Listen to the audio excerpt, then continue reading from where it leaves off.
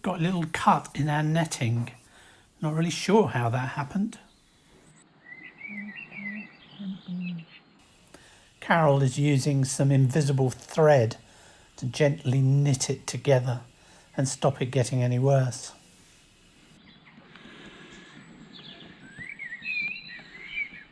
I've been looking at all the videos online showing the Omnia oven, and if you buy the full set of everything on that, it comes in at over £100. So I was wondering if there was a way to recreate the effect of an Omnia oven, but with things that we've already got at home. So this is a cheap cast iron pan we got from Sainsbury's, sort of like a knockoff of a Le Creuset pan, and I'm going to try using this to cook a pizza. So I'm going to use this little ring and put the pizza on top of that, then put the lid on and then cook it on the absolute lowest heat. See how that works. I decided to put the heat on full to preheat the pan.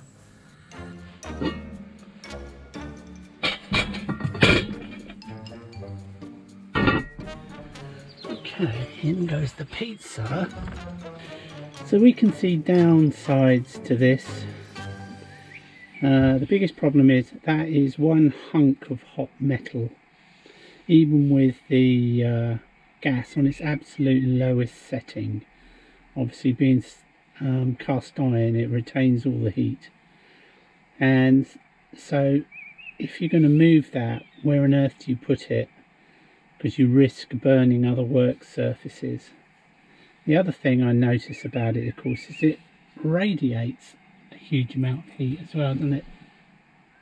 Don't touch it. Yeah, it does. So if the roof was all down, at the moment, of course, all that heat is going straight out, but cooking like with the roof down at night, that would generate an awful lot of heat, wouldn't it? The only place you could put it is outside. Yeah. So I don't see the advantage. Well, the only one advantage, of course, is you can do a whole pizza at once.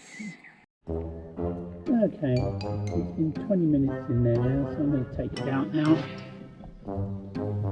And before I do that, I'm going to open the door of the van,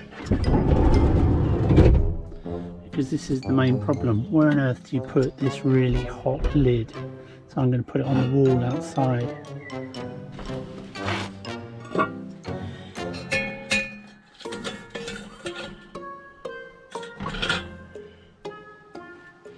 On this tray. Certainly seems to have cooked it all right. The bottom of the pan is all blackened, but I expected that a little bit.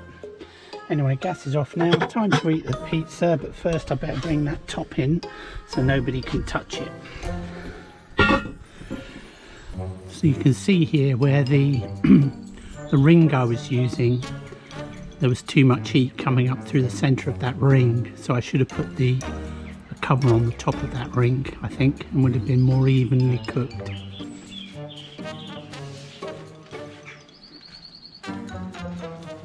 Trying to pick it up.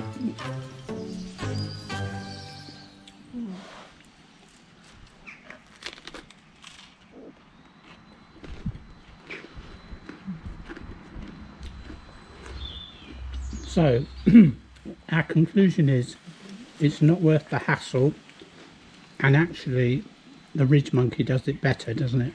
Ridge Monkey cooks it better, and you've got the added hassle of the huge heavy weight of the cast iron pan to carry around, plus the size of it, where you're going to store it. Yeah. Plus it gets very hot when you're cooking, so where you're going to put that hot lid and base when you want to make room. We're on a mission. My new drone came today, so we're looking for somewhere to give it a test flight. We wanted to park here, but it's chock-a-block. Running tired and broken and scared, but I swear I'll never give up the fight. I see you broken and beat, head pulled down over your eyes. Every part of you wants to surrender, but darling, you were meant to survive. So up on Devil's Dyke today, very busy here in the sun. Come here to try out my new drone, the DJI Mavic Air 2. Too many people around to fly it yet, so hopefully as it gets later they'll begin to thin out and I can give it a go. Well, in the end we had to move away from Devil's Dyke because it didn't get quieter, it just got busier and busier. So I've moved now down to the rugby pitches a little bit further down from the dike, and this is its first flight, and the first thing you do with a new drone is test its return to home ability, so that if you ever lose a signal you know that it returns to home.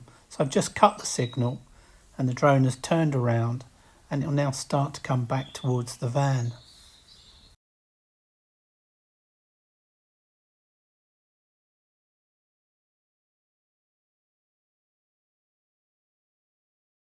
Okay, well, it was coming down for an automatic landing, so everything looks fine. Darling, I know. We've moved further up the road now to the Jack and Jill windmills at Clayton, and we're going to have our evening meal here. The white windmill is Jill, and she's been fully restored and now produces stone ground whole grain flour. We'll both pretend. This is another experiment. We're using a steamer to warm up some frozen food from our freezer.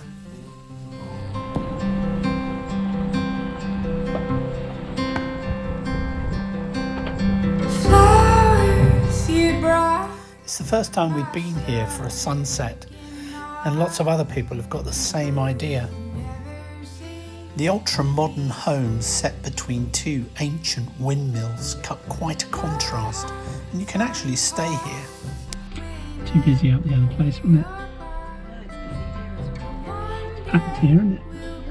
I'm not surprised though, because of the windmills. Yeah, and lovely views. Yeah. Steamy. It's very hot. Okay, we'll just keep going then.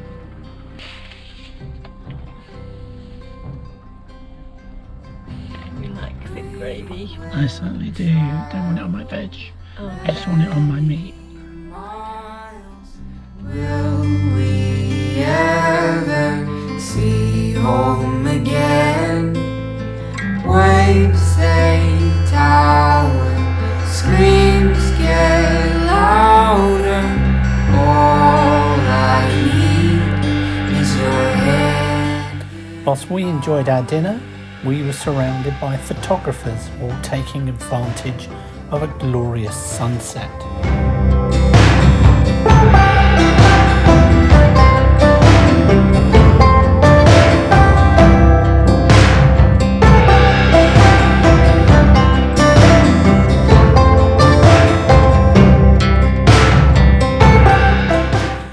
Well, the sun is no longer casting any glow on the windmills, so it's time to pack up and get back home. Travel many miles